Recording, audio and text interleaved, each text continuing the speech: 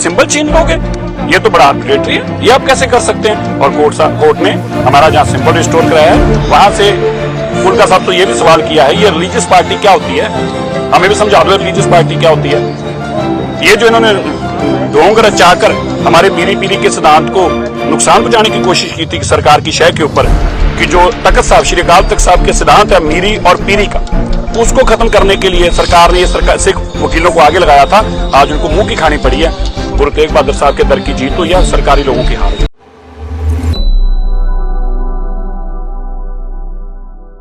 ਦਿੱਲੀ ਦੀ ਪੰਥਕ ਸਿਆਸਤ ਵਿੱਚੋਂ ਬਾਹਰ ਹੁੰਦੇ ਹੁੰਦੇ ਬਚੇ ਸ਼੍ਰੋਮਣੀ ਅਕਾਲੀ ਦਲ ਬਾਦਲ ਧੜੇ ਦੇ ਆਗੂ ਹੁਣ ਮੀਰੀ ਪੀਰੀ ਦੇ ਸਿਧਾਂਤ ਦੀ ਖੂਬ ਦੁਹਾਈ ਪਾ ਰਹੇ ਹਨ। ਅਕਸਰ ਸਿੱਖ ਇਤਿਹਾਸ ਬਾਰੇ ਆਪਣੇ ਅੱਧੇ ਅਧੂਰੇ ਗਿਆਨ ਲਈ ਚਰਚਾ ਵਿੱਚ ਰਹਿੰਦੇ ਮਨਜਿੰਦਰ ਸਿੰਘ ਸਿਰਸਾ ਮੀਡੀਆ ਦੇ ਕੈਮਰਿਆਂ ਸਾਹਮਣੇ ਆਪਣੀ ਕੰਡ ਥਾਪੜਦਿਆਂ ਇਸ ਨੂੰ ਮੀਰੀ ਪੀਰੀ ਦੇ ਸਿਧਾਂਤ ਦੀ ਜਿੱਤ ਕਰਾਰ ਦੇ ਰਹੇ ਹਨ। ਪਰ ਉਹ ਪੰਥਕ ਸੋਚ ਨੂੰ ਪਰਨਾਏ ਸ਼੍ਰੋਮਣੀ ਅਕਾਲੀ ਦਲ ਨੂੰ ਆਪਣੇ ਸਿਆਸੀ ਹਿੱਤਾਂ ਦੀ ਬਲੀ ਝਾੜ ਪੰਥਕ ਤੋਂ ਪੰਜਾਬੀ ਪਾਰਟੀ ਬਣਾਉਣ ਵਾਲੇ ਆਪਣੇ ਸਿਆਸੀ ਆਕਾਮਾਂ ਦੇ ਇਤਿਹਾਸ ਤੋਂ ਲੱਗਦਾ ਹੈ ਨਾ ਵਾਕਿਫ ਹਨ। ਇਤਿਹਾਸ ਤੇ ਨਜ਼ਰ ਮਾਰੀਏ ਤਾਂ ਸ਼੍ਰੋਮਣੀ ਅਕਾਲੀ ਦਲ ਦਾ ਗਠਨ ਇੱਕ ਪੰਥਕ ਜਥੇਬੰਦੀ ਦੇ ਤੌਰ ਤੇ ਸ੍ਰੀ ਅਕਾਲ ਤਖਤ ਸਾਹਿਬ ਵਿਖੇ ਸਿੱਖ ਕੌਮ ਦੇ ਨੁਮਾਇੰਦਿਆਂ ਦੇ ਇਕੱਠ ਵਿੱਚ ਸਰਬ ਸਾਂਝੀ ਜਥੇਬੰਦੀ ਦੇ ਤੌਰ ਤੇ ਹੋਇਆ ਸੀ। ਇਸ ਦਾ ਟੀਚਾ ਖਾਲਸਾ ਜੀ ਕੇ ਬੋਲਬਾਲੇ ਅਤੇ ਜਹਾਂ ਜਹਾਂ ਖਾਲਸਾ ਜੀ ਸਾਹਿਬ ਤਹਾਂ ਤਹਾਂ ਰੱਖਿਆ ਰਿਆਤ ਦੇ ਸਿਧਾਂਤ ਦੀ ਭਰਪੂਰਤੀ ਨਿਸ਼ਚਿਤ ਕੀਤਾ ਗਿਆ ਸੀ। ਪਰ ਪੰਥ ਦੇ ਸਿਆਸੀ ਵਿੰਗ ਵਜੋਂ ਹੋਂਦ ਵਿੱਚ ਆਈ ਦੇਸ਼ ਦੀ ਸਭ ਤੋਂ ਪੁਰਾਣੀ ਖੇਤਰੀ ਪਾਰਟੀ ਸ਼੍ਰੋਮਣੀ ਅਕਾਲੀ ਦਲ ਇਸ ਮੌਕੇ ਸਿਆਸੀ ਨਿਸ਼ਾਨੇ ਬੇਦਾਗ ਤੇ ਕੁਰਬਾਨੀ ਵਾਲੇ ਆਗੂਆਂ ਦੀ ਅਣਹੋਂਦ ਸਿਧਾਂਤਕ ਕਮਜ਼ੋਰੀ ਅਤੇ ਇਖਲਾਕੀ ਸੰਕਟ ਨਾਲ ਜੂਝ ਰਹੀ ਹੈ।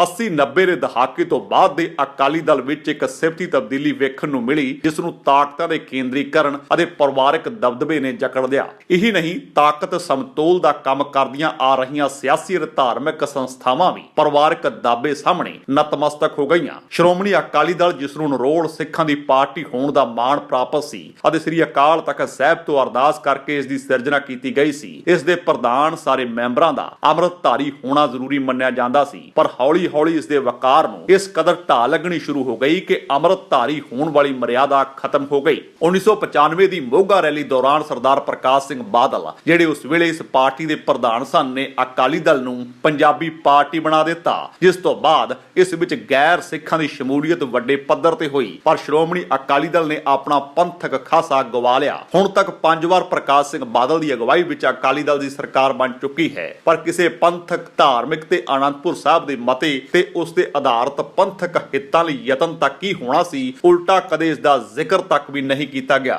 ਇਹ ਜ਼ਰੂਰ ਹੋਇਆ ਕਿ ਸ਼੍ਰੋਮਣੀ ਅਕਾਲੀ ਦਲ ਦੇ ਮੁੱਢਲੇ ਸੰਵਿਧਾਨ ਵਿੱਚ ਹੀ ਤਬਦੀਲੀ ਕਰਕੇ ਇਸ ਨੂੰ ਪੰਥਕ ਤੋਂ ਧਰਮ ਨਿਰਪੱਖ ਪਾਰਟੀ ਬਣਾ ਦਿੱਤਾ ਗਿਆ। ਪਹਿਲਾਂ ਪੰਥਕ ਸੰਵਿਧਾਨ ਤਾਂ ਗੁਰਦੁਆਰਾ ਚੋਣ ਲੜਨ ਲਈ ਵਰਤਿਆ ਜਾਂਦਾ ਹੈ, ਜਦਕਿ ਦੂਜਾ ਧਰਮ ਨਿਰਪੱਖ ਸੂਬਾਈ ਸੱਤਾ ਹਾਸਲ ਕਰਨ ਹਿੱਤ ਰਾਸ਼ਟਰੀ ਚੋਣਾਂ ਲੜਨ ਲਈ ਵਰਤਿਆ ਜਾਂਦਾ ਰਿਹਾ ਹੈ। ਸਿੱਖ ਮੰਗਾਂ ਅਤੇ ਸਿੱਖ ਮੁੱਦਿਆਂ ਨੂੰ ਦੁਸ਼ਮਣ ਤਾਕਤਾਂ ਕੋਲ ਗਹਿਣੇ ਰੱਖਣ ਅਤੇ ਪੰਥ ਵਿਰੋਧੀ ਸ਼ਕਤੀਆਂ ਤਾਕਤਾਂ ਨਾਲ ਭਾਈਵਾਲ ਪਾਉਣ ਵਾਲਿਆਂ ਨੂੰ ਅਕਾਲੀ ਦਲ ਦੇ ਵਾਰਸ ਨਹੀਂ ਕਿਹਾ ਜਾ ਸਕਦਾ। ਸ੍ਰੀ ਅਕਾਲ ਤਖਤ ਸਾਹਿਬ ਤੋਂ ਅਰਦਾਸ ਕਰਕੇ ਅਕਾਲੀ ਦਲ ਦੀ ਸਥਾਪਨਾ ਸਿਰਫ ਇਸੇ ਕਰਕੇ ਕੀਤੀ ਗਈ ਸੀ ਕਿ ਅਕਾਲੀ ਤਾਂ ਸਿਰਫ ਇੱਕ ਅਕਾਲ ਦਾ ਪੁਜਾਰੀ ਹੋਵੇਗਾ, ਪਰ ਅੱਜ ਅਕਾਲੀ ਦਲ ਦਾ ਪ੍ਰਧਾਨ ਵੱਖ-ਵੱਖ ਡੇਰੇਦਾਰਾਂ ਕੋਲ ਜਾ ਕੇ ਹੱਥ ਜੋੜਨ ਤੋਂ ਇਲਾਵਾ ਵੋਟਾਂ ਦੀ ਖਾਤਰ ਲੰਮੇ ਪੈ ਕੇ ਡੰਡੌਤ ਕਰਨ ਨੂੰ ਹੀ ਅਕਾਲ ਸਮਝੀ ਬੈਠਾ ਹੈ ਕਿ 1920 ਵਿੱਚ ਅਕਾਲ ਪੁਰਖ ਦੀ ਓਟ ਆਸਰਾ ਲੈ ਕੇ ਸਿਰਜੇ ਗਏ ਅਕਾਲੀ ਦਲ ਨਾਲ ਅੱਜ ਦੇ ਅਕਾਲੀ ਦਲ ਦੀ ਤੁਲਨਾ ਕੀਤੀ ਜਾ ਸਕਦੀ ਹੈ।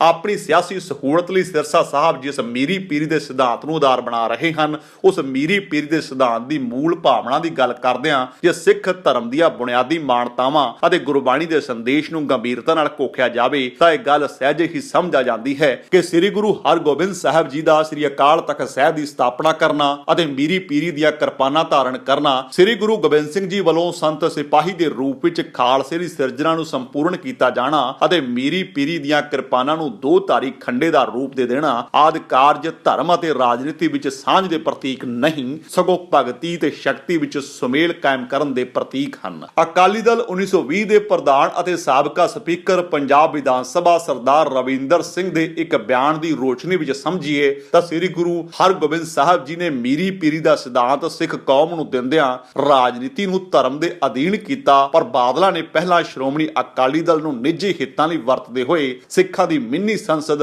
ਸ਼੍ਰੋਮਣੀ ਗੁਰਦੁਆਰਾ ਪ੍ਰਬੰਧਕ ਕਮੇਟੀ ਦੇ ਪੂਰਨ ਕੰਟਰੋਲ ਕਰਦਿਆਂ ਬੜੀ ਹੇਠਲੇ ਪੱਧਰ ਦੀ ਸਿਆਸਤ ਖੇਡਦਿਆਂ ਇਸ ਦੇ ਪ੍ਰਧਾਨ ਲਿਫਾਫਿਆਂ ਰਾਹੀਂ ਕੱਢੇ। ਇਹ ਆਮ ਧਾਰਨਾ ਹੈ ਕਿ ਜਦੋਂ ਵੀ ਅਕਾਲੀ ਦਲ ਸੱਤਾ ਵਹੀਨ ਹੁੰਦਾ ਹੈ ਤਾਂ ਪ੍ਰਕਾਸ਼ ਸਿੰਘ ਬਾਦਲ ਨੂੰ ਪੰਥ ਖਤਰੇ ਵਾਲਾ ਰਾਗ ਅਲਾਪਣ ਲੱਗਦੇ ਹਨ, ਪੰਥ ਖਤਰੇ ਵਿੱਚ ਨਜ਼ਰ ਆਉਣ ਲੱਗਦਾ ਹੈ, ਪਰ ਸੱਤਾਸੀਨ ਹੁੰਦਿਆਂ ਹੀ ਸਭ ਪੰਥਕ ਮਸਲੇ ਠੰਡੇ ਬਸਤੇ ਵਿੱਚ ਸੁੱਟ ਦਿੱਤੇ ਜਾਂਦੇ ਹਨ। ਇਸ ਵੇਲੇ ਅਕਾਲੀ ਦਲ ਬਾਦਲ ਆਪਣੇ ਵਜੂਦ ਆਪਣੀ ਹੋਂਦ ਦੀ ਲੜਾਈ ਲੜ ਰਿਹਾ ਹੈ। ਗੁਰਦੁਆਰਿਆਂ ਵਿੱਚੋਂ ਨਿਕਲ 5 ਸਟਾਰ ਹੋਟਲਾਂ 'ਚ ਪਹੁੰਚੇ ਸ਼੍ਰੋਮਣੀ ਅਕਾਲੀ ਦਲ ਬਾਦਲ ਦੀ ਮੋੜਾ ਪੰਥਕ ਦਿੱਖ ਦੇ ਟਕਵੰਜ ਰਚੇ ਜਾਣ ਲੱਗੇ ਹਨ। ਹੁਣ ਮੀਰੀ ਪੀਰੀ ਦੇ ਸਿਧਾਂਤ ਦੀ ਓਟ ਵਿੱਚ ਝੂਠ ਫਰੇਬ ਅਤੇ ਪੰਥ ਨਾਲ ਵਿਸਾਖ ਤੇ ਉਸਾਰੀ ਸਿਆਸਤ ਨੂੰ ਜਾਇਜ਼ ਠਹਿਰਾਉਣ ਦੀਆਂ ਕੋਸ਼ਿਸ਼ਾਂ ਹੋ ਰਹੀਆਂ ਹਨ। ਤਾਂ ਗਲੋਬ ਐਡਵਾਈਸ ਓਵਰਸੀਜ਼ ਐਜੂਕੇਸ਼ਨ ਤੇ ਇਮੀਗ੍ਰੇਸ਼ਨ ਕੰਪਨੀ ਹੈਗੀ ਹੈ। ਸਾਨੂੰ 35 ਸਾਲ ਦਾ ਐਕਸਪੀਰੀਅੰਸ ਹੈ। ਅਸੀਂ ਬੱਚਿਆਂ ਨੂੰ ਉਹਨਾਂ ਦੇ ਪ੍ਰੋਗਰਾਮ ਸਿਲੈਕਸ਼ਨ ਤੇ ਸਕਾਲਰਸ਼ਿਪਸ ਵਿੱਚ ਹੈਲਪ ਕਰਨੇ ਆ। ਅਸੀਂ ਬੱਚਿਆਂ ਨੂੰ ਅਪ ਟੂ 50 ਲੱਖ ਤੱਕ ਸਕਾਲਰਸ਼ਿਪਸ ਲੈ ਕੇ ਦਿੱਤੀਆਂ ਹੋਈਆਂ ਨੇ। ਅਸੀਂ ਤੇ ਬੱਚਿਆਂ ਦੇ ਵੀਜ਼ਾ, LORs, SOP 'ਚ ਹੈਲਪ ਕਰਨੇ ਆ ਤੇ ਪੋਸਟ ਲੈਂਡਿੰਗ ਸਰਵਿਸਿਜ਼ ਵਿੱਚ 에ਅਰਪੋਰਟ ਪਿਕਅਪ ਤੇ ਉਹਨਾਂ ਦੀ ਟੈਂਪਰੇਰੀ ਅਕਮੋਡੇਸ਼ਨ ਦਾ ਇੰਤਜ਼ਾਮ ਵੀ ਕਰਨੇ ਹਾਂ। ਜੇਕਰ ਤੁਹਾਨੂੰ ਸਾਡਾ ਇਹ ਉਪਰਾਲਾ ਚੰਗਾ ਲੱਗਾ ਹੈ ਤਾਂ ਇਸ ਨੂੰ ਲਾਈਕ ਕਰੋ, ਸ਼ੇਅਰ ਕਰੋ ਅਤੇ ਸਾਡੇ YouTube ਚੈਨਲ ਨੂੰ ਸਬਸਕ੍ਰਾਈਬ ਕਰੋ।